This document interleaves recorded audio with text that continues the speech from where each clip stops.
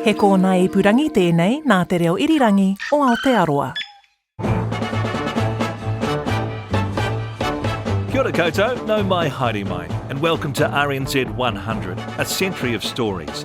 If you love history, inspiring and quirky characters, or a good old ponder about what makes us uniquely Kiwi, then this is the podcast for you. Yes, RNZ has been connecting New Zealanders and telling our stories for 100 years. So we've dug through the archive and picked out a whole heap of the best bits, the events and people that have shaped us, and the crazy, funny tales that have been forgotten until now. In fact, we've dug so deep that some of the audio you're about to hear hasn't been heard since it was first broadcast decades ago. 1, 2, 3, 4, 5, 6, 7, 8, 9, 10. And now for the Devil's Playground. It was a beautiful land, a thriving community. We'd produce a nation of gigolos. This is jazzercise.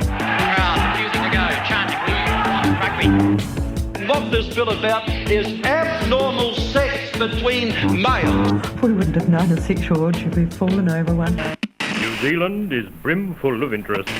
I'm Mike McRoberts, and 40 years ago I started my journalism career as a cadet at RNZ. Now I'm back to celebrate 100 years of RNZ's broadcasting history.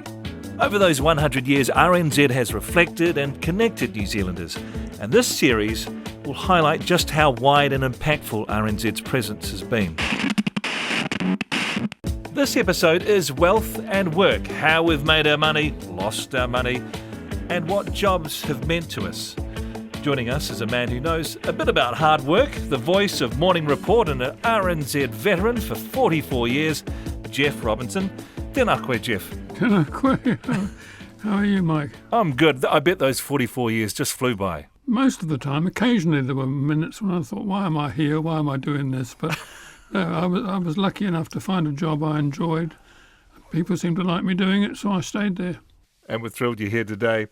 And he's been to more OCR announcements than we've had hot dinners. Long-serving RNZ business editor Giles Beckford. Kia ora, Giles. Kia ora to you, Mike. I have to say I've been at the birth of the OCR, and in, 25 years or so, I've missed about 6. Wow. That's right? incredible. And I'm not sure that's anything that you should brag about.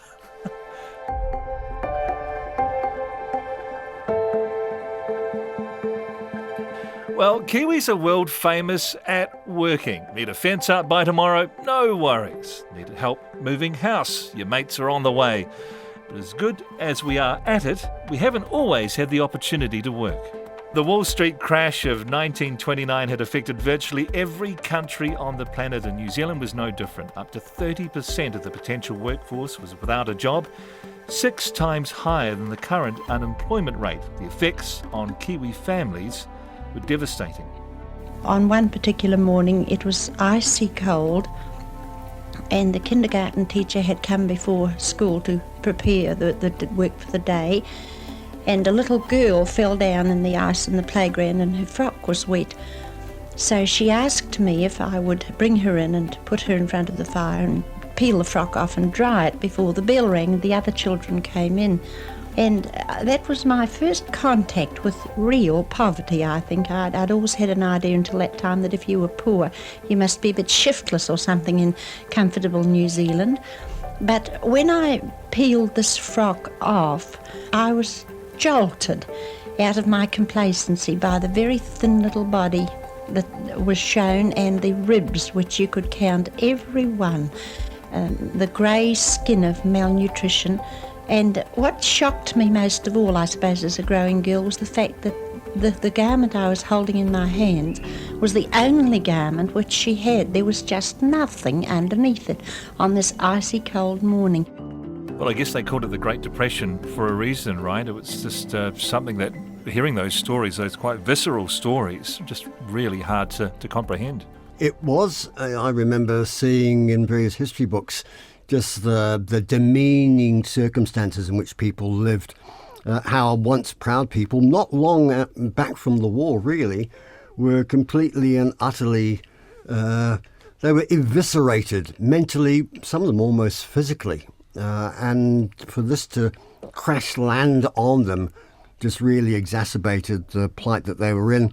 And you have to say, proof positive early in this country's history that when the rest of the world has a sneeze, New Zealand catches cold. And I think the thing about New Zealand catching cold is important, because we don't realise that these things seem to be done by other people. We'd done nothing wrong to make this happen. And I think people have really struggled with that idea that they were partly at fault for what was going on, because they didn't think they were. And I guess the thing too was that lots of people, as I said, 30% of the country were affected by it. So your neighbours, your family, everyone was going through the same thing. Oh, yes, I think very few families were untouched. Undoubtedly, there were elites, there were well-cashed-up people who survived, enjoyed a comfortable lifestyle. But you have to say that they quite possibly did it at the expense of quite a lot of other people. And it hardened a lot of people, but within them, I think it also created a nub of fear that they never wanted to be in the same circumstance again.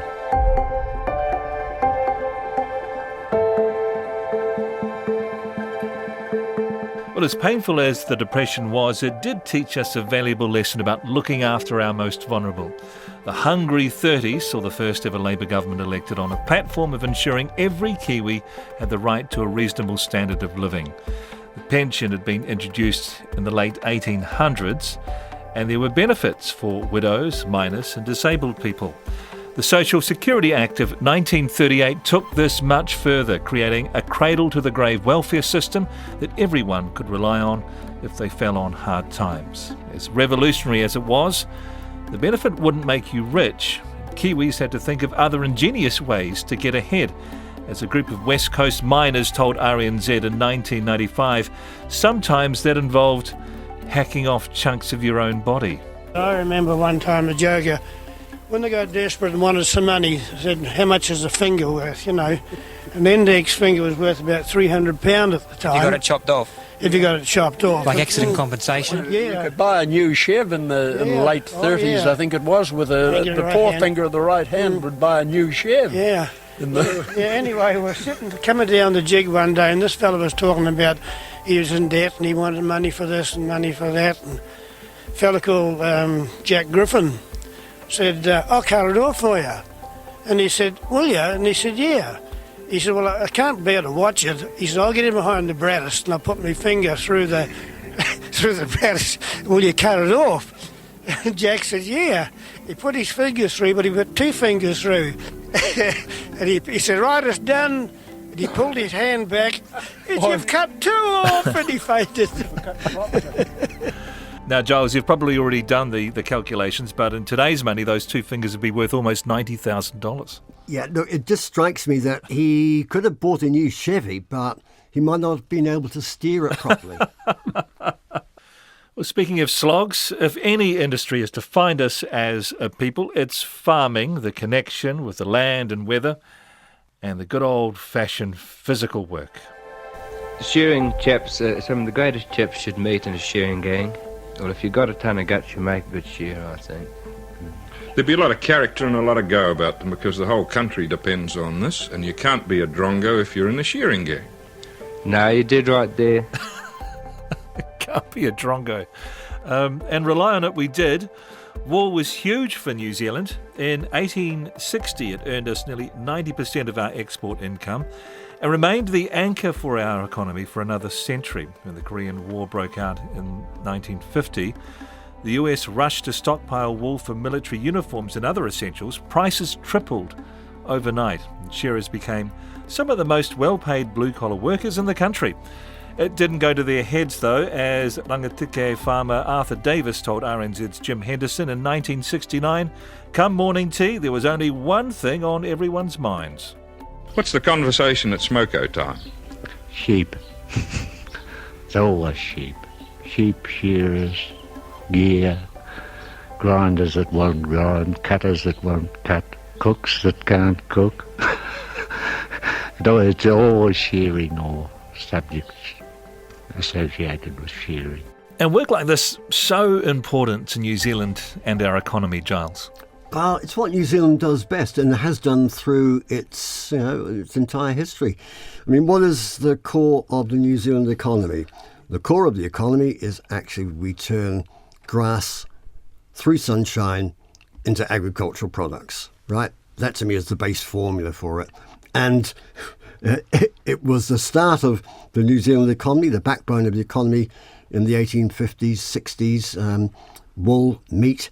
And it's the same, here we are in the 21st century, and we're just astounded about how much we get out of the dairy sector, out of sheep and beef, that we get out of wine, just another form of farming.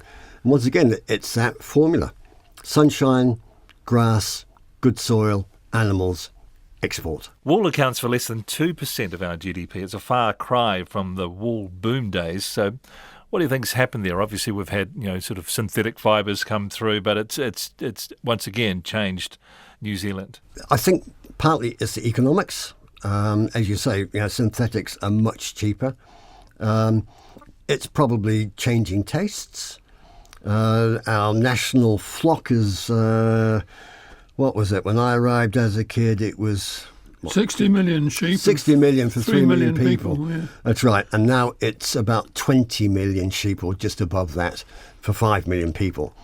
And I've just got enough space in the backyard for my 4 sheep. But things just fall out of fashion, and wool is one of them.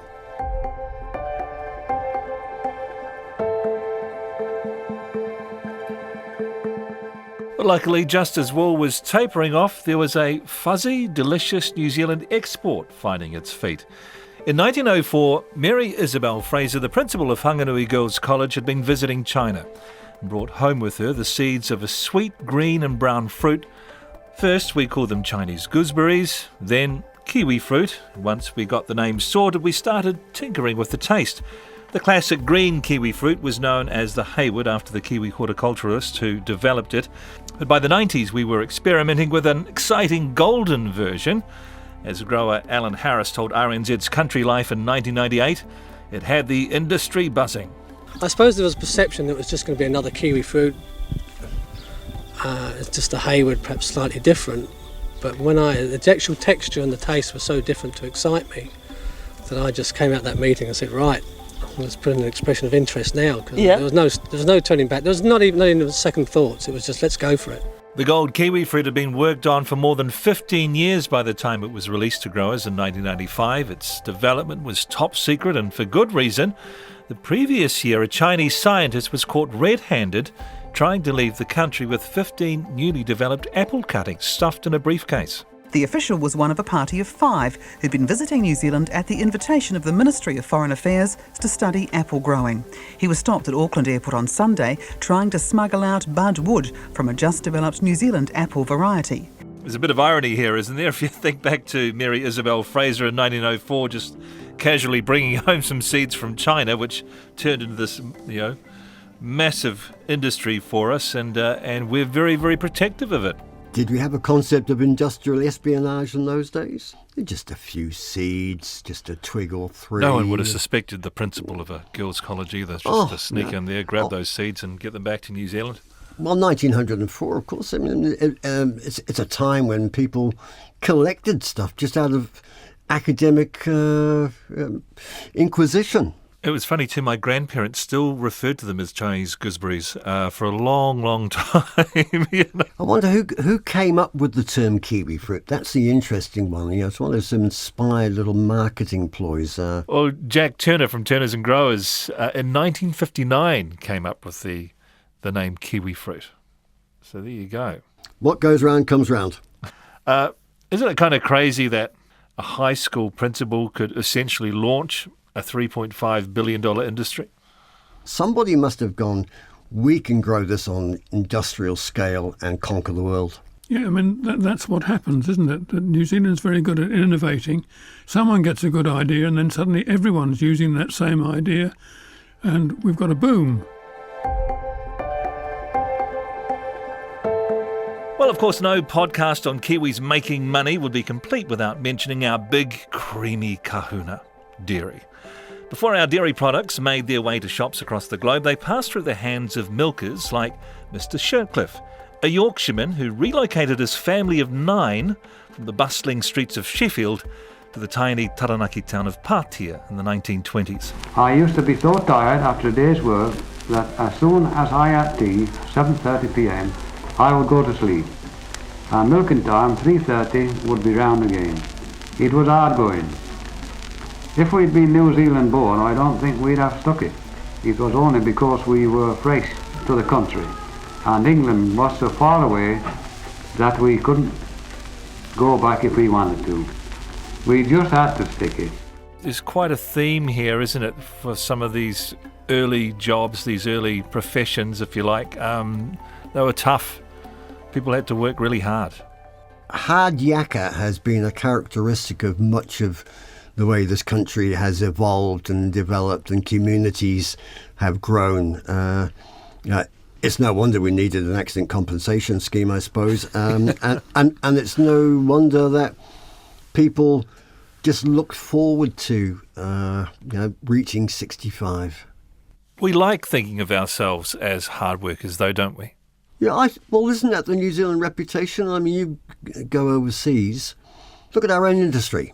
Right? The BBC, for instance, will hoover up almost any Radio New Zealand staff member, TVNZ staff member, because A, we're so hard-working, B, they probably don't have to pay as much. I was sent to England to go and look at the morning programme in Britain to see how it compared with what we were doing here with Morning Report. And I looked around the control room to see how many people were there and what they were doing. Now, here in New Zealand, we'd have a producer and we'd have a technical producer. In Britain, for the same programme, they would have one person to turn this tape recorder on, one person to turn that tape recorder off, another person to get in touch with the radio car.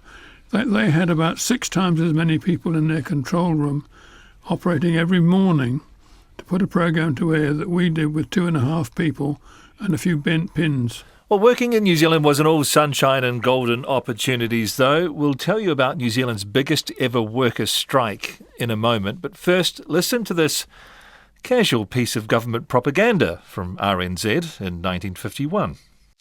Now in its 4th week, the waterfront strike has shown that the people of New Zealand can surmount the difficulties involved and carry on normal life. At the start of the strike, when the government said, "We will not give in to these tactics," it spoke for all clear-thinking New Zealanders and echoed their determination to resist this attempt to sabotage their living standards. Well, I'm going to jump on my high horse there, and there's room for both of you if you'd like to join me. I mean, can you imagine addressing the nation and saying something you knew that was fundamentally wrong? We're just sitting here in stunned silence, actually, Mike. I've sat across the table from any number of politicians over the years, and there have been a number of occasions when I've been lied to, and I know I've been lied to, and the person who's doing the lie doesn't want to, but they've got to lie in order to make the point, to keep the government running, as it were. And you just hope that if you're a good enough broadcaster, the audience picks up the fact that you're being lied to. And while some of them want you to get in and stick the knife in, it's not our job to do that. It's our job to expose what they're doing and leave it to the voters to decide. I think we turn that on its head, and I can't imagine really any government seriously trying to dictate the news, how the news should be spoken, presented, seen. But they did in 1951, right? In 1951. And RNZ did it. Right? Well, that's right. But there were different times, Mike, and I would think that the political maturity of this country has advanced since then. So here's the background. In 1951, World War II is over, the economy is thriving. After suffering years of wartime restrictions, workers began to demand more money, and many industrial workers got a 15% pay bump. Not wharfies, though. They were employed by mostly British-owned shipping companies and were offered just 9% extra. The fallout was swift. The union protested by refusing to work overtime, and the shipping companies refused to hire them unless they worked extra hours. It was a stalemate, and work at our bustling ports came to a grinding halt. At the height of the dispute, 22,000 workers were involved, and it was chaos. But as part of the state of emergency declaration, the government also gave itself the power to completely censor media coverage of the walkout. So that meant if you tuned into the radio at the time, instead of hearing about the devastating effects of the largest strike in the country's history, you'd hear this. People are cooperating willingly to prevent serious shortages, and they are showing clearly that even if there should be shortages, they will suffer them cheerfully if they bring a permanent solution. In the centres where the effects of the strike were most likely to be felt, emergency supplies committees have been set up and are functioning smoothly and efficiently, maintaining the normal routine of their communities. New Zealand, of course, was still hugely reliant on shipping then, so Prime Minister Sydney Holland declared a national state of emergency and brought in a raft of wildly oppressive regulations that would have been more at home in a military dictatorship. Police were given the power to arrest anyone who publicly supported the strike. Giving food to strikers' wives and children was banned. And in what was surely one of the lowest points we've reached as a society, school students were separated at break time to ensure strikers' kids didn't get handed any spare lunch. This is unbelievable stuff, isn't it? Oh, totally. It happened. It happened, yes. It happened. Although, you have to say, I know I spoke to teachers who were there at the time, and the teacher would take 3 or 4 lunches to school a day to ensure that some of the kids there of striking workers actually got food. I think there was open defiance of it in the same way that there was, in some places, quite severe imposition of the rules, because you draw that sort of state of emergency and the rules that go with it. It actually just makes some people, the power goes to their head. I kind of think, as a population, as society, we're very just, aren't we? We like to see, that people aren't being screwed over. It just seems crazy that we could have had these two things going on.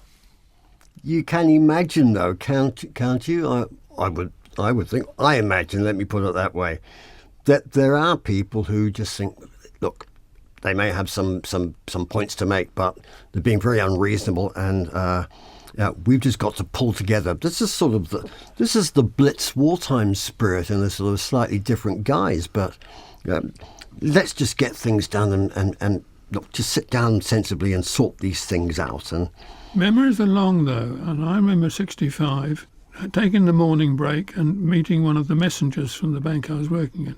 And we just sat and chatted. He was a nice older man, and I was learning about New Zealand from him. And I thought no more than that, until one of the other staff members walked past, saw that I was chatting to this fella, waited for me to end my morning tea break, and said I wouldn't talk with him much longer if I were you. I said, why is that? He was a nice man and he was telling me interesting stuff. He scabbed in 51. Ooh. This was 65. 14 years later. Memories were long.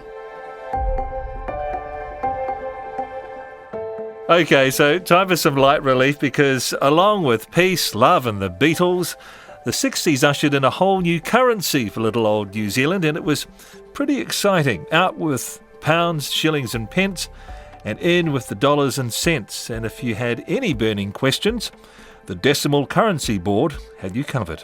Step 1 in the Decimal Currency Program. Now's the time to register your office machines for decimal conversion. Adding machines, cash registers, accounting machines. Most office machines of these types qualify for government assistance towards decimal conversion. Of course, some machines will be too old, but most will qualify. If you haven't received a registration form, write to the Secretary, Decimal Currency Board, Box 5010, Wellington. Why dollars and cents? How many cents in a dollar? Will pounds, shillings and pence still be usable? When does decimal currency begin? How many coins will there be? How many notes? Will the change over to dollars and cents be sudden or gradual? Will shops handle both old and new currencies? What will the highest note be in dollars? And the lowest? Read the facts about decimal currency in the informative booklet Decimal Currency and You, delivered to you soon from the Decimal Currency Board. Oh, I love the echoey bits. just to emphasise it. Yeah, look, you have to say, I mean, there was a novelty about decimal currency. I remember the first time I saw it, one of our teachers came in with a handful of the coins and I think a dollar note or something. And just put them on one of his desks, and we just looked and went, "Ooh, look at that, sir! Look at that! Oh, look at the odd shape of that, sir! That's a different design, sir." But yeah, people actually adapted very quickly, and that's one of New Zealand's great little social strengths: is that new stuff comes in, and people take it in their stride. Jeff, you just immigrated to New Zealand around that time, hadn't you? And what did you make of the unique coin design process that was happening at the time? Well, I realised that the coin design was part of a bigger process. This was just one aspect of decimalisation. The fact that the competition was open to anyone could have submitted, and people did submit their own designs. But I think in the end, from memory, the government decided that they would ignore all the entries that the public had sent in and employ a professional to design the coinage. Yes, I think they were sent to the Royal Mint in London, who described them as inartistic and inappropriate.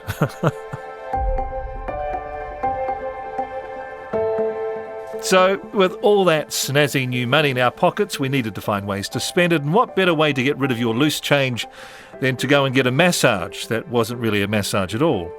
Up until 2003, brothels were illegal in New Zealand, and it was a crime to publicly solicit for sex.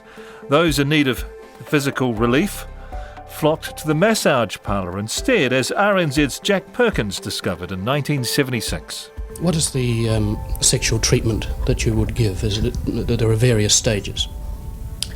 Well, you give hand jobs, mouth jobs, or screw. Well, what happens then? A person comes in, he's looking for sexual treatment, he's in the room. Does he make the approach, or the masseuse, or what? Most of the time it's the guy that makes the approach and not the chick. Like when you finish the massage, they say, "Do you do any extras?" And if, the guy seems pretty cool to you from what you've been talking to him about, okay, go ahead. It's you that has to make the approach. Be very wary. That's what a lot of us girls do. You're afraid of being busted? Right. This is right. We've had so many policemen come in. Well, how can you tell when it's a policeman?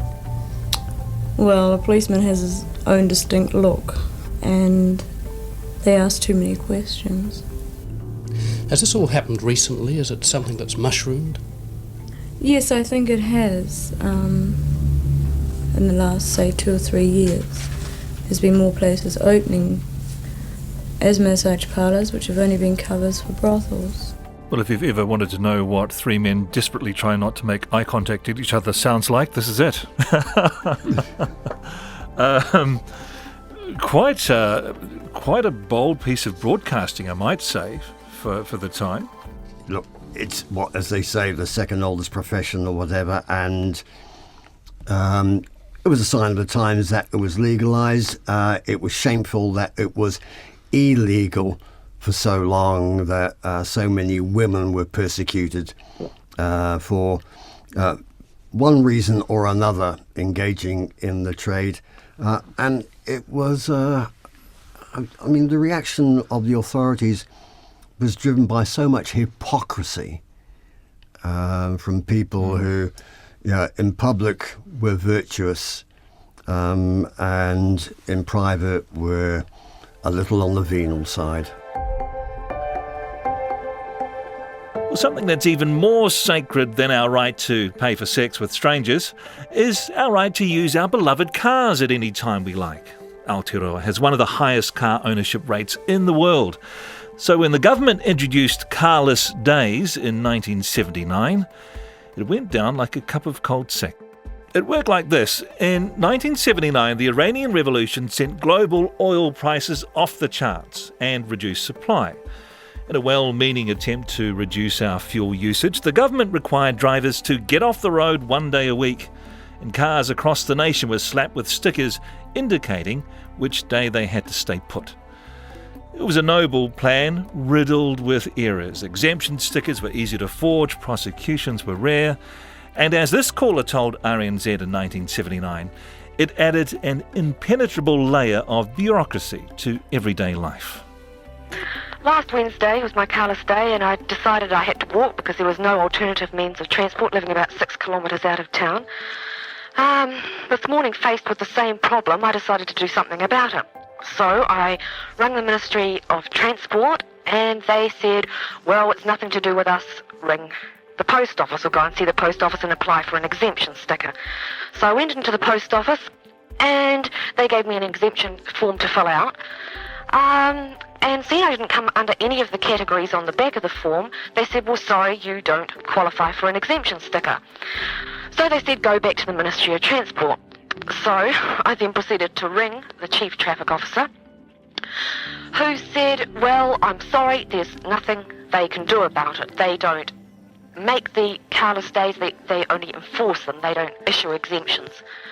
They said the only thing that I could do would be to ring the Ministry of Energy in Wellington, which I did at my own expense, who then told me that the only way that I could possibly maybe get something done was to write to the Minister of Energy. After all this, they said that they had the same problem in Wellington a few weeks back when they had about a 2-day bus strike, and the Ministry of Energy advised the Ministry of Transport to take, unofficially, to take a lenient view on motorists who were bringing their cars in open court. Do you guys remember this? Only too well. I had my first car then, which was a beat-up old Ford Escort van with a black bonnet, and in the flat that I had with 3 or 4 other students, people were swapping round carless day stickers, and somebody had actually managed to get an exemption sticker because they told basically a pack of lies and invented how they needed their car 24/7. And there was one exemption sticker passing amongst half a dozen cars for anybody who actually needed it on any particular given day. That's ingenuity for you. Kiwi business sense. Oh, no, it was all free. I mean, it was a community service. Giles, what does it say about us as a society that we looked for every possibility to flout these rules? Well, I think it says 2 things. First of all, we quietly acquiesced in the face of overwhelming government power and regulation. And then, secondly, we said, sod it. This is stupid, and we're not going to actually put ourselves to the inconvenience of it. People actually have common sense about things, and where they regard things as being absurd, inane, and unenforceable, then they'll just flout it, right? And I mean, carless days barely lasted a year. In fact, I don't think it even lasted a year. It was brought in, July 79, scrapped in May 1980. Remember, at the same time, there were restrictions on petrol station opening hours and the amount that you could put into petrol that you could buy in a jerry can. Did we ever know how much the government actually made out of, or didn't spend out of carless days? Quite possibly it's a national secret which is still stuck in the archives, but I would think that in all likelihood, not very much, if anything. In fact, it probably cost. Yeah, because they wouldn't have got the tax for it. They wouldn't have got the tax for it. And in a national sense, the economy was still, churning stuff over. We were still consuming petrol. I don't think it saved anything in consumption. You've got to say, shoot yourself in the foot. And that was one of them. The 1980s was a completely bonkers time for the New Zealand economy. We desperately needed a little treat, something that would make our lives easier and meant we could go shopping on the weekend when the banks were closed. So in 1984, as the Bankers Association explained to RNZ, we got just that. The point-of-sale system is, as it says, the transaction takes place at the point of sale. Technology's reached the stage where there are little machines available which can be installed in a shop or any retailer's place of business And by the use of a piece of plastic, such as a credit card or an automatic teller card, which when swiped through this machine, electronically, provided the transaction can be authorised, electronically, the customer making the purchase is debited with the amount and the retailer is credited with the amount of the purchase. Well, that rather convoluted explanation is, of course, describing EFTPOS, the technology that revolutionised the way we spend. And wasn't it a revolution? Undoubtedly. I mean, New Zealand was actually a world leader in point-of-sale technology and use of it. I mean, you had people from around the world coming here just astounded that, we were just doing a quick swipe. Small country, relatively small population, and closed to the outside, so you could do it because we were separate from the rest of the world. That's right, because while we were separate from the rest of the world, there was another piece of technology that was being introduced that would make it possible to connect to almost anyone. Well, that's what... It's ringing. Yeah, what do I do? It's ringing. Now, if you just push that button... Which button? That says send. Send? And tell them it's my phone.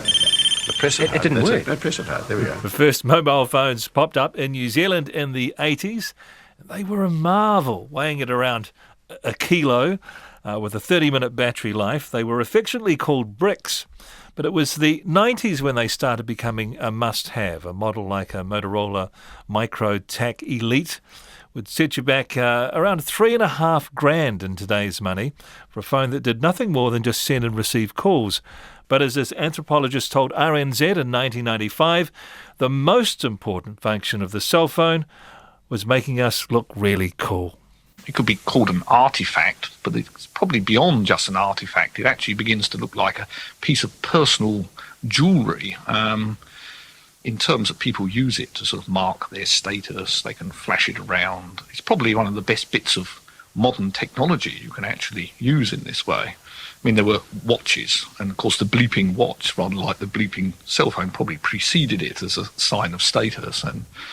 And there was a rush for the laptop computer, but it's very difficult to display your laptop. I mean, you can carry it around. It looks like an ordinary bag.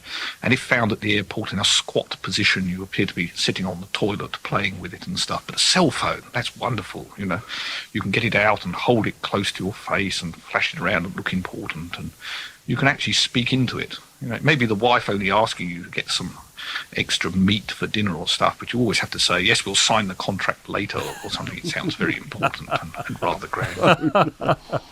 Was it a status symbol? No, everybody thought you were a big plonker. Right? I mean, you turn up at a news conference with an aluminium camera bag to unveil your firm's $1,000 investment in mobile technology. I mean, you just look like a complete nonce. And that's a very New Zealand reaction. It was. I mean, it was much better when we got our own cell phones, right? And we mentioned here the brick. Well, I have to say, the brick has to be one of my most favourite pieces of equipment I ever got from RNZ. You could defend yourself with it. Right? You could prop up the car with it. It actually worked, You rang something, it had good battery life, it was sturdy, you could drop it, and so you couldn't play games on it, right? And you couldn't surf the web. Jeff, you would have been an early adopter, surely. I was just thinking, as Giles was running through a list of things you could do with it, the one he didn't mention was you could go straight to air with it and good quality sound, and that made an enormous difference. Because, of course, with the programme like Morning Report, we relied a lot on outside phone lines on getting through to people. And when you did get them through, the quality wasn't always as good as it might be. But with the cell phone, you could pretty well guarantee, although we had to get people to pull over by the roadside and park before we did an interview. Because otherwise people would be driving with one hand, holding a phone with another, searching in their briefcase for the notes they made in it with yet another, and we nearly caused several accidents, I think. Well, cell phones completely changed the game for working Kiwis. It made life way easier for the likes of tradies, taxi drivers and sales reps. Excuse me, are you a cell phone user? Yes, I am. And what's making my suit look crooked. It's quite a bulgy thing, isn't it? It is quite a bulgy thing. Some people think that I've been on steroids, but in fact it's just a cell phone. Has it made life more complicated for you? It has in the sense that although it's made it easier for people to get in touch with me, it's raised their expectations that I'm going to be available 24 hours a day. So what I get is people saying, well, I tried to get you at 11:30 in the evening or 5:30 in the morning. Why weren't you answering? Yeah, well, that was 1995, decades before phones were smart enough to be sending you emails at all hours. You know, it hasn't changed in 30 years, though, is it? There are still those who actually will call you at 11:30 at night, 5:30 in the morning, and then wonder why you don't answer. The cell phone, it's still big. You know, I marvel at the number of people who haven't been killed or done serious damage to themselves walking down the path, the pavement, head down, looking at their phone. What cell phones have done have enabled people who like to pace when they talk on a phone. Have you noticed that? And I remember being in a war zone, actually, with a producer who liked to pace with his cell phone, and he paced himself into a mine-infested area, which was a little bit concerning. He had to retrace his steps very quickly. And carefully. Yes. Well, it's the end of the workday for us, but before we finish, any final thoughts on wealth and work in Aotearoa? Jeff? Well, you still need work, you still need pay, you still got to learn to live with the technology, but you've also got to learn to live with yourself. So I'm slightly afraid that the technology is not as good for us as we might hope, or at least it requires more effort on our part to make sure we get the best out of it, rather than suffer the worst. Giles? I think 100 years of a country that's worked hard, perhaps overworked in some instances. It's not always been fair, it's not always been equal, and that inequality, I think, still exists in the country now. We are less equal than we think we are, but we're better than most countries in the world. I look at the makeup of our economy, and I'm not a nationalist, I'm not xenophobic about it, but I lament that we actually own so little of it ourselves, and I lament that a few still own much. But I think the one thing that cannot be disputed is that the spirit of this country is strong, and there is a sense of unity, even if it is sometimes hard to see, and even if it is spelt with just a small u.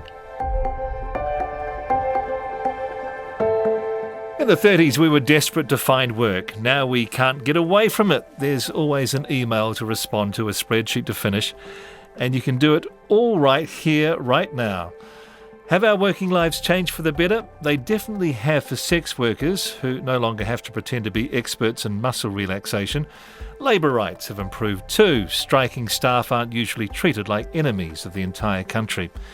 There are probably things we could have worked a little harder on in light of a global climate crisis. Were carless days actually such a terrible idea? Did we just switch our over-reliance on wool for an over-reliance on dairy? And what happens if that market crashes? It's all a bit scary to think about, especially because the making money part of working has always been a bit of a sideline for us. From shearing sheep to flogging the latest cell phone, we take pride in what we do. We need to feel useful. And through all the massive changes over the last 100 years, that's the one thing that stayed the same. Tēnā kōrua, Giles and Jeff, it's been a delight to have you on this episode. Thanks for your time. Kia ora. Kia ora. Thanks for listening to RNZ100, a century of stories. If you'd like to see more, then visit our accompanying website for extra stories, pictures, and a whole lot more audio archive that didn't feature in this episode. Check it out at rnz.co.nz/RNZ100. That's 100. And don't forget to follow RNZ100, a century of stories, so you can listen to more episodes. Available wherever you get your favourite podcasts.